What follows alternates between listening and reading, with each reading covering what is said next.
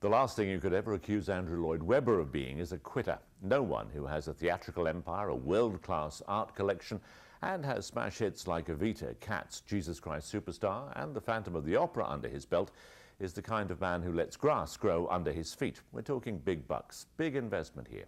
In the case of Andrew's latest show, just getting it onto the London stage has set him back $9.5 million.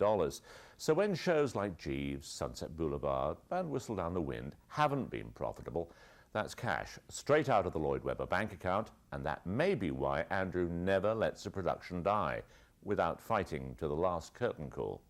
In the case of the sequel to The Phantom of the Opera, the battle is raging right now in front of audiences in the West End of London.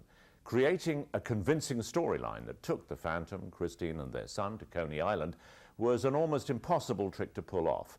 But Andrew came close to it with Love Never Dies, but not close enough. Hence the critical panning the show received and the unkind references made to it here in London as paint never dries. The audiences haven't exactly surged into the Adelphi Theatre in the way they did and still do for the original Phantom, and the drip of disappointment has meant that tickets were available for as low as $5. But Andrew doesn't quit, and when radical changes are needed, then he's the best surgeon around. He closed the show, got to work, out went the director, in came the theatrical magician Bill Kenwright, along with substantial script and music changes, and now Love Never Dies is the show that should have opened in the first place. And before you think, well, it's too late now, remember that when Phantom of the Opera first opened, and I saw it on the first night starring Michael Crawford, and the reviews were distinctly lukewarm.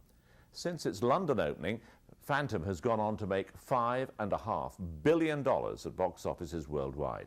So, don't be surprised if the new Love Never Dies goes on to perform the same trick for Andrew Lloyd Webber. Not only is he no quitter, he's a winner. This is Simon Bates for CBS News in London.